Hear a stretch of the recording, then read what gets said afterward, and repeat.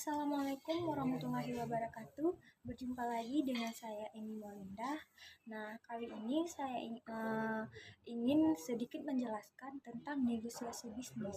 Nah, sebelumnya izinkan saya memperkenalkan diri terlebih dahulu. Perkenalkan, nama saya Eni Molinda dengan NIM 2003200045. Nah, seperti yang saya bilang sebelumnya, saya akan menjelaskan tentang negosiasi bisnis, yaitu untuk memenuhi tugas mata kuliah saya negosiasi dan advokasi bisnis yang diampu oleh Bapak Nanda Nasution SSTMP. Nah, jadi buat teman-teman sekalian, jangan lupa like, comment, and subscribe. Sebelumnya kita harus mengetahui dulu apa yang dimaksud dengan negosiasi. Negosiasi sendiri didefinisikan sebagai perundingan, dan jika merujuk pada konsep dasar negosiasi adalah sebagai komunikasi antara dua pihak lain untuk menemukan posisi dua yang saling bersaing, yang jika dilakukan dan diselesaikan dengan baik dan berakhir dengan kondisi paling tidak satu memperoleh apa yang diinginkan dan pihak lain juga bersedia. Nah, sedangkan untuk negosiasi yang baik dan efektif yaitu negosiasi yang berdasarkan data real, akurat, dan faktual. Pastikan kita harus mengerti mitra dari negosiasi. Jadikan negosiasi sebagai percakapan ringan, bukan sebuah argumen. Diskusi hangat agar mendapatkan hasil yang baik dan efektif. Nah, dan bagaimana sih realitas negosiasi itu? Terkadang apa yang kita pikirkan atau yang kita inginkan belum tentu terjadi di kehidupan nyatanya. Contohnya, seperti yang kita pikirkan dalam negosiasi itu akan mendapatkan apa yang kita inginkan kepada pihak lain. Namun, kenyataannya tidak semua dapat kita peroleh dalam negosiasi, dikarenakan harus diakhiri dengan kesepakatan bersama. Dan contoh yang kedua itu, misalnya apa yang kita pikirkan dalam negosiasi yaitu melakukan pertukaran untuk mendapatkan yang kita inginkan. Tapi secara kenyataannya, tawar-menawar harus mencapai kesepakatan yang bermanfaat bagi kedua belah pihak.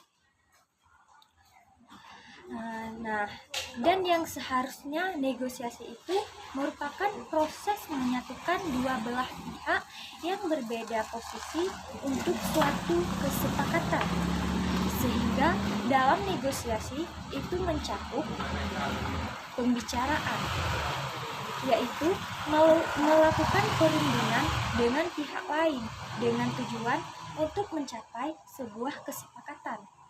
Yang kedua itu ada diskusi. Nah, diskusi ini dilakukan masing-masing pihak yang ikut serta harus mencapai membujuk pihak yang lainnya. Yang ketiga itu ada tawar-menawar.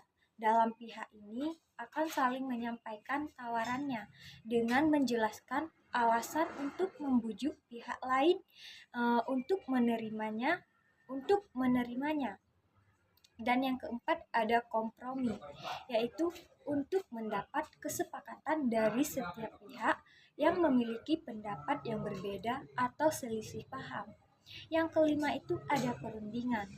Nah, perundingan ini dilakukan apabila meminta sesuatu melebihi yang dibutuhkan dalam negosiasi tersebut.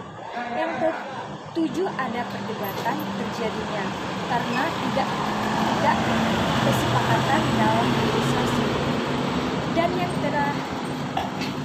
Dan kapan sih negosiasi itu dibutuhkan?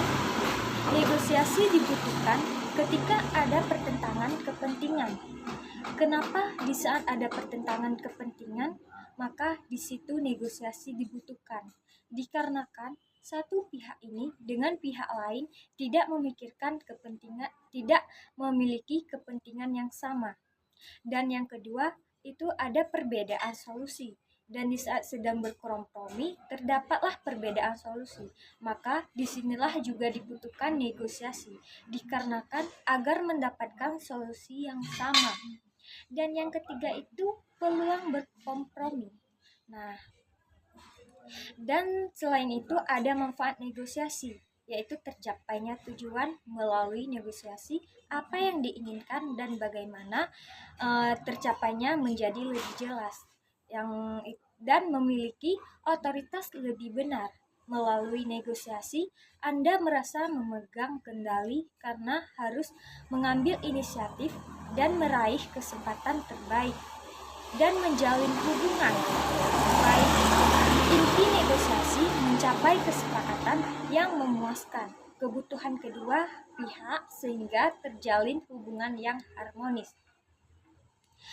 Yang dimaksud negosiasi yang sukses itu yaitu melibatkan komunikasi efektif antara dua belah pihak, mengembangkan pemahaman bagaimana memuaskan pihak lain dan menyelesaikan perbedaan, dan kedua belah pihak menerima hasil yang baik. Nah, negosiasi secara konvensional itu fokus pada kemenangan, pertahankan keras pada posisi masing-masing, mencari kompromi berdasarkan kehendak sendiri, dan negosiasi yang efektif itu harus mampu memisahkan perasaan pribadi dengan masalah yang dihadapi. Fokus pada masalahnya, bukan pada yang terlibat. Karena bisa jadi kita terkadang tidak menyukai lawan kita, karena mungkin lawan kita suka mengertak kita. Yang kedua, jangan terjebak perdebatan posisi. Sadari bahwa setiap pihak berangkat dari posisi yang berbeda. Menganggap lawan negosiasi sebagai musuh, maka kita pasti akan terjebak pada kecurigaan dan negatif thinking terhadap lawan kita. Dan buat beberapa alternatif sebagai membuat keputusan.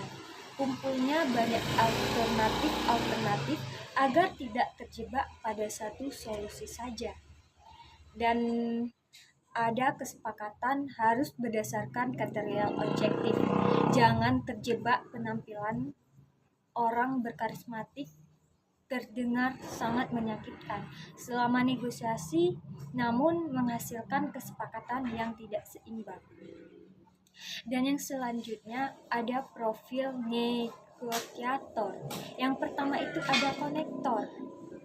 Nah, tip bernegosiasi secara konektor, kita harus terbuka, jujur, dan mengawali dengan pembicaraan kecil. Jangan langsung ke to the point inti dari negosiasi. Dan pahami kondisinya dulu, jangan langsung melakukan negosiasinya. Yang kedua itu ada network.